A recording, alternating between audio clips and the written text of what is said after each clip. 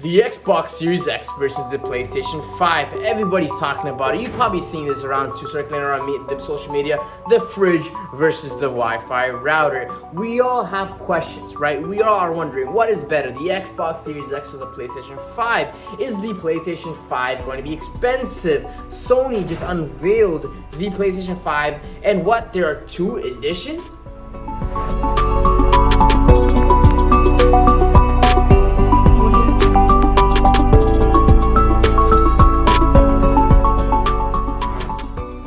So just to start off, right off the bat, this video is going to be completely neutral. We're going to be talking about what the PlayStation 5 launch event discussed, what it showed us, the unveiling of the amazing console.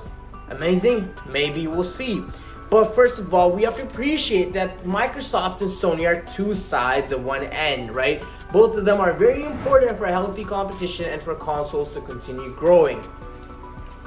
What is going on, guys? You have to hear back again with another video, and today we're going to be talking about PlayStation 5. Yes, Sony finally broke their silence after a long time, right, about the specs, about the games. They even showed us some amazing walkthrough in their launch event. And if you haven't yet watched the launch event, I don't know what you're doing, but I'm gonna link that video down in my description, right? But let's dive into the video. We know there's two editions of the consoles, but before we go there, how can we describe this console? Well, it, just like Jim Ryan described it to be, it's bold, daring, and future-facing. It's super interesting, especially when you see it side by side with the DualSense wireless controller. It has a very futuristic and, as they say, future-facing style. Jim Ryan, in an interview with CNET, said he wanted to do something bold and daring. We wanted something forward-facing and future-facing, something for 2020. And it's funny he mentions 2020 because just based on how physically how the console looks like, it seems like this console dropped a decade earlier.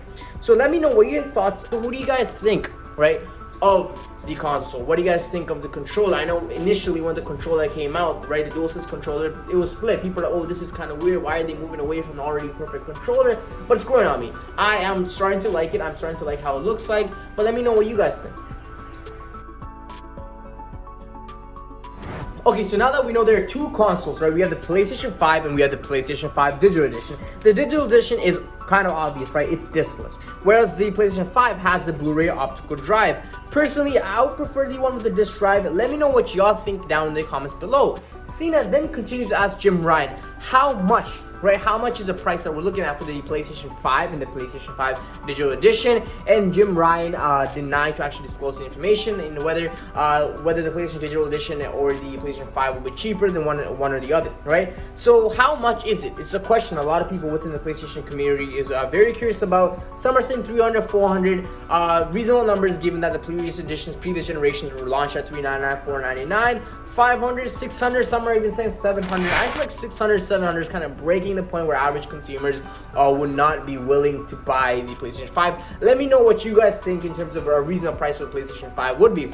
Personally, I feel like the PlayStation 5 Digital Edition would come cheaper at around $399 USD, and the PlayStation 5 with the optical disc drive will come around $450, maybe $499. I think $100 difference between the Digital Edition and the PlayStation 5 would be the most reasonable. Or if you pass the $100 mark, I think it just gets kind of wacky in terms of price.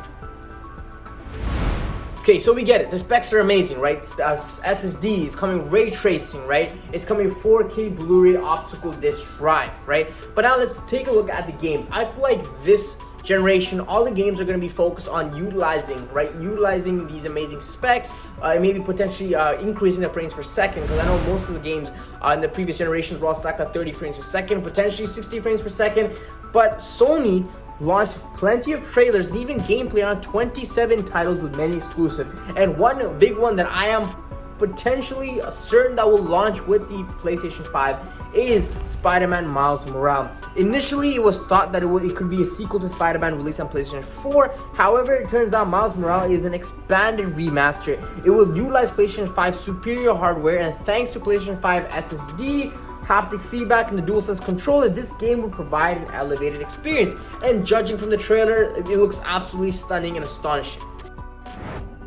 What launch would it be without Gran Turismo? And again, this game is a make it or break it for some people, but again, this is going to be a game that's going to be able to utilize PlayStation's hardware and its horsepower, right, to push out a beast. The next game that I'm super excited about is for Horizon Forbidden West, and this is a big one. Horizon Zero Dawn was an absolute winner for the PlayStation 4 with beautiful worlds, but this is a quantum leap. It was easily one of the most visually pleasing game that I've seen at the PlayStation 4 launch event.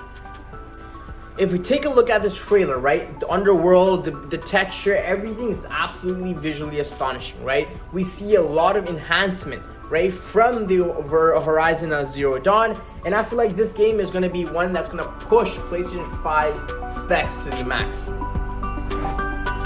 Project ANTHIA is the next one, and it's stated to be designed exclusively for the PlayStation 5, and this is an all-new IP from Square Enix, right? The same developers who brought you the Final Fantasy franchise. And once again, this game also looks absolutely astonishing, and I'm very interested in seeing more gameplay. With that, this video comes to an end, and I hope you guys enjoyed this video, and if you guys did, please do smash this video with a like button, and please do subscribe to this channel. Until then, take care, peace.